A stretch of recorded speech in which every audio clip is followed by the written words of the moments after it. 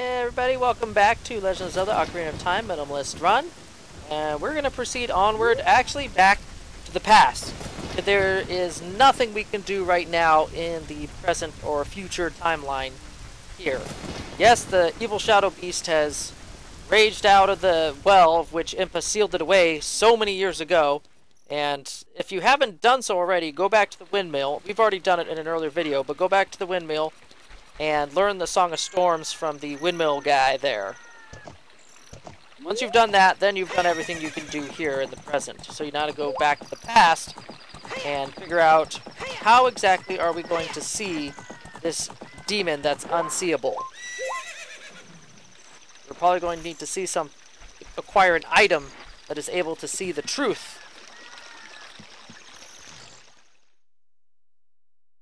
As a matter of fact, I think this is the first time we've come back to Hyrule Castle Town since we've become an adult.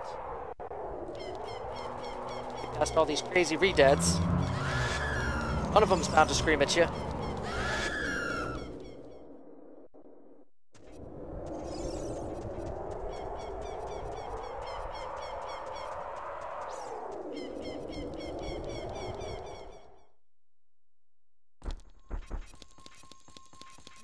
So, to get back to the past, you pretty much have to backtrack and do the exact same thing as you did to get to the future. Or to go 7 years ahead to an adult. And that's to go to the Temple of Time and drop in your Master Sword. Yes, we've awakened 3 sages now. Thank you.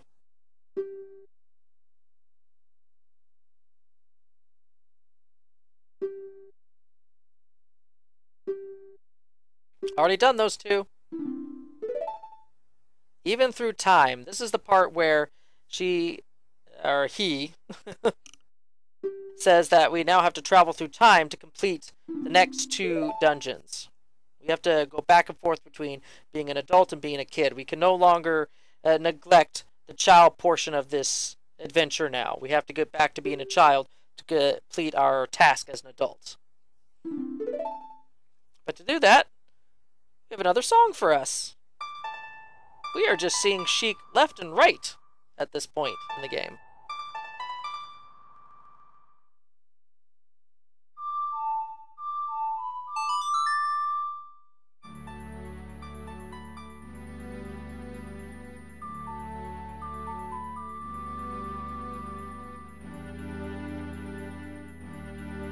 So I believe we'll be using this particular skipping melody at least once or twice as we get to the Spirit Temple. Because otherwise that's a long way back from the Spirit Temple to get to the Temple of Time.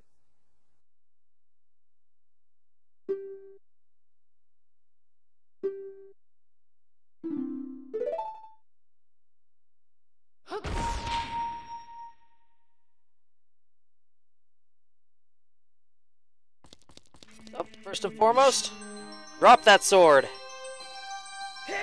Not sure how all the magic works, but once we put the sword in, it locks us in to going back to the past. There's no escape from this.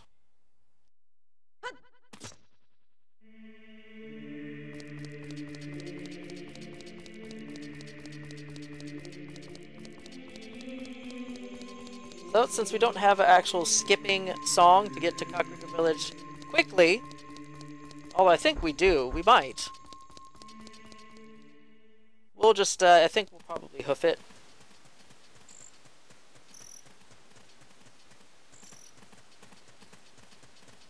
Oh yeah, that's a funny thing, actually. At nighttime, there is a ton of dogs all over the place. All over in Hyrule Castle Town. And that actually is involved in part of a side quest, actually, where you can get a piece of heart. But before we get to Kakariko Village, there is a special skill we will need to get. We can only get it as a child here at Hyrule Castle. So you evade the guards, and you go all the way over here and bomb this rock, which leads you to a Great Fairy Fountain.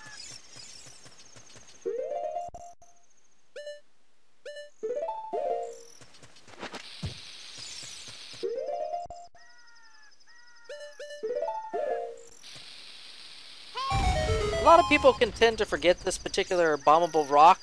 But I remember as I played this for the first time, I did not. I took note of it as the first time I came to the Hyrule Castle area, and as soon as I got bombs, I made a beeline straight for this and every other bombable rock I remembered seeing throughout the game. I didn't forget that for one bit. Just in terms of just time and saving, you know, recording time for the Let's Play series, this seemed to be the most efficient way of coming to this Great Fairy Fountain. Was at this point in time during our first trip back to it being a child. And she gives you a magic spell, and I think it's the only magic spell we'll be using. It only has one required, not optional use in the game.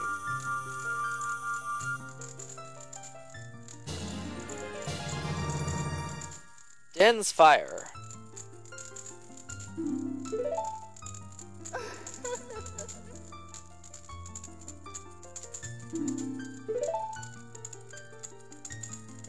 Still freaky as heck, these fairies.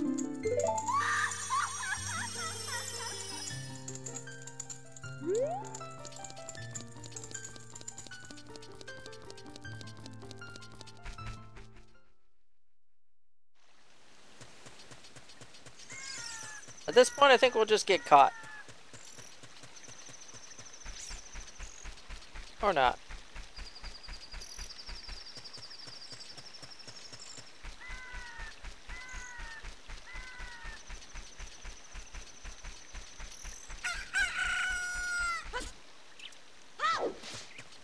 The bright side, I didn't even have to play the sun song.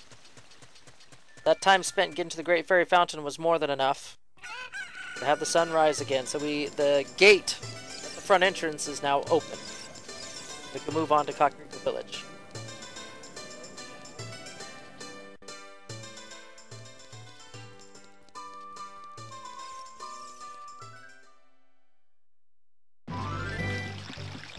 Although it feels weird now not to have Epona. So as a child, you literally have to hoof it all over the Hyrule field. There is no quick mode of transportation here. Not one.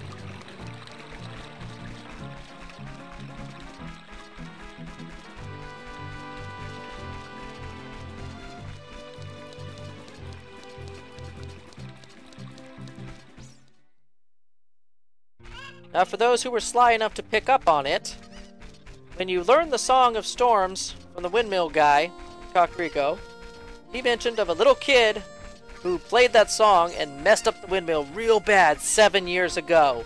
Well, guess what? We're back in time 7 years. I guess we're going to be that kid. So we're going to go back to the windmill and play that exact song and teach him the song that he's going to teach us in the future so we could go back and teach... Ah! Time conundrum!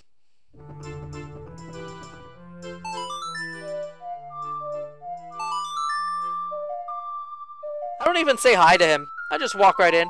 Beep! There's my song. Walk out. Peace! Screwed up your windmill. I'm out.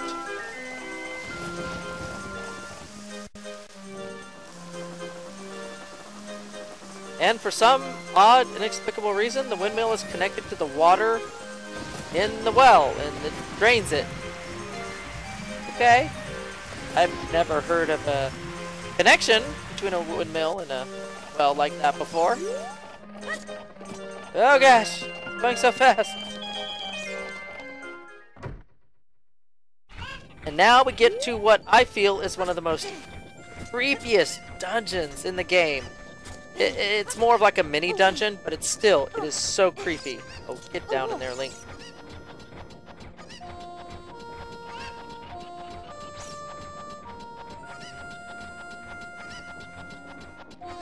I mean, it seems unassuming at first. You're at the bottom of the well, but then you walk off into blackness.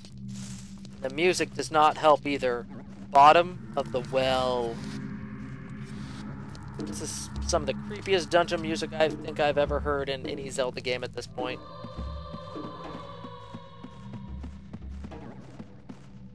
Now, the bottom of the well is a very interesting dungeon.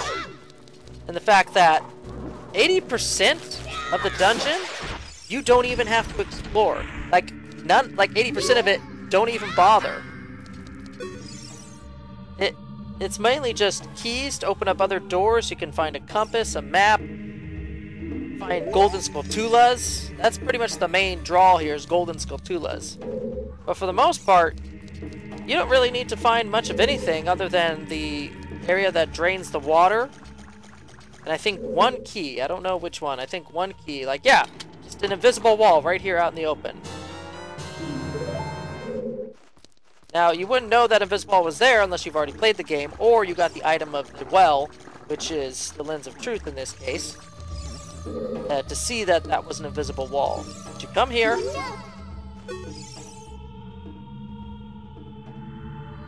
Yes, flooded the entire floor. You need to get rid of that. We need to play a Song of Time, Zelda's Lullaby, in this ghastly, unholy place. Why there would be a holy area to play this song in this particular dungeon, I don't even know.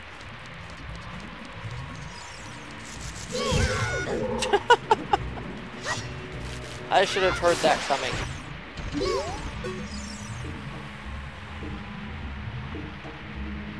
Oh crap, Sherlock! Could have used that earlier. Danger above, after I've already encountered it. I don't know if you even need a key, actually, to be honest. But I grabbed one just in case, and here's another hidden wall that I remember, just in case. I think there's 3 keys total in this dungeon. But you really just need to come here to the entrance after the water's been drained.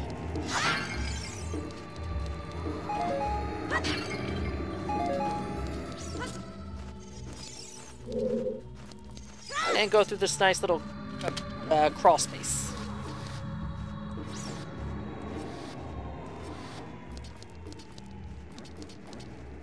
This is pretty much all of the dungeon you really need to explore. The rest is all optional. Wow. I killed you, but you retaliated in kind. This does not bode well for the mini-boss here. Oh gosh. This boss scared the crap out of me. Oh my gosh, what is it? Kill it! Kill it with fire! Kill it! This is called Dead Hand. This is one of the most creepiest things they designed for the Zelda game, and for a fact, any Zelda game I have played thus far in my life. This has got to be the creepiest boss, bar none. So it has these disembodied hands coming out of the ground that grab you, and as it grabs you, it comes up from the earth, and look at that! Oh gosh, it's so creepy! Then it lowers its maw to bite you if you're still stuck with the hands.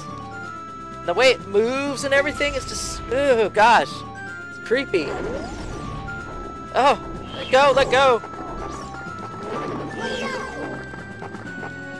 As a boss, it isn't really hard. It's actually fairly easy to defeat. But, you know, being a young, impressionable kid that got scared at these type of things, I was having trouble. I was getting caught by these hands left and right, going, let me go, let me go! Only to run into another hand, and by that time it's already upon me and it's biting the heck out of me. Oh gosh, that thing is creepy. That thing could give kids nightmares.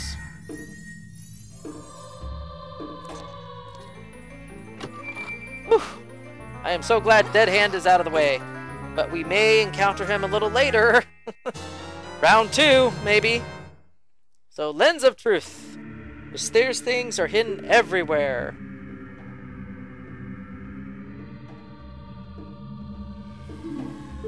There's a lot of cool things you can do with this particular item.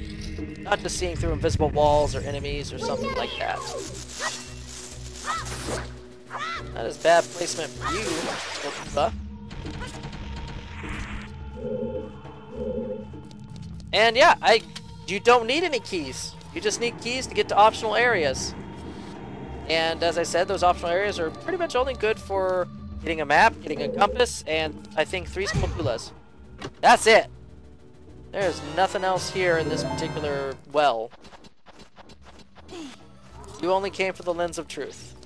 I mean, I guess you could beat the boss of the Shadow Temple without the lens of truth, but that would not be ideal. And the camera is not helping me at all.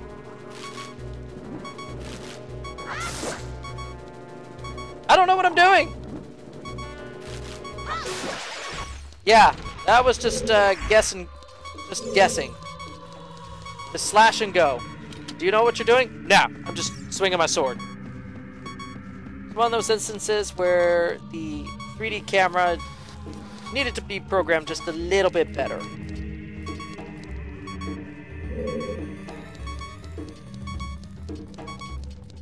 So who knew such a creepy just place just resided underneath the village? Such a peaceful village, home to some of the darkest beings of the deep. How's that for a juxtaposition, huh? Almost want to say that was kind of intentional, really.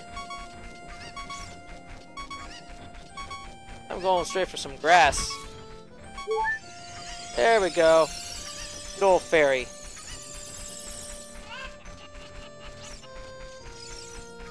So, we've done pretty much everything we need to do as a child. We've got the lens of truth, so now whenever we encounter this shadow beast again, we'll be able to see what it is and be able to attack it. We just gotta get to it now, and that's the tough part. In fact, the Shadow Temple is probably one of the toughest ones in the game. Not so much puzzles. I don't remember or recall any puzzles per se being exceptionally hard in the Shadow Temple, but there was definitely a lot of hard situations via traps or obstacles or enemies and stuff like that. So I am kind of not looking forward to the Shadow Temple. In fact, my favorite temple has got to be the Spirit Temple, but that's coming up later. That's going to be our last dungeon to hit before we hit Ganon's Tower.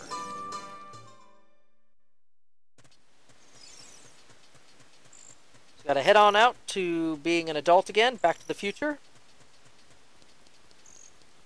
Good movie, by the way. One of the best.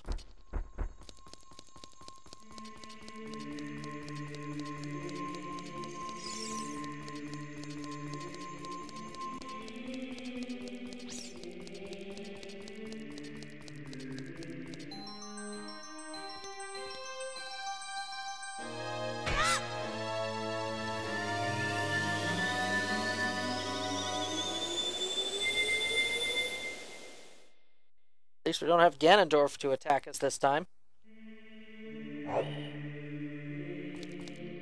Yes, make sure you move away from the pedestal before you do anything.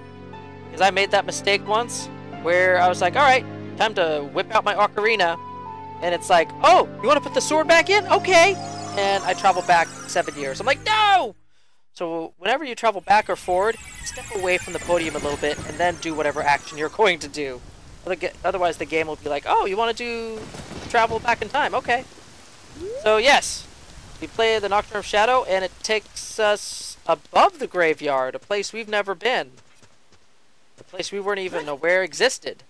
And we have all these torches, which we cannot possibly light using the fire arrow alone. And this is the one required use of the dense fire.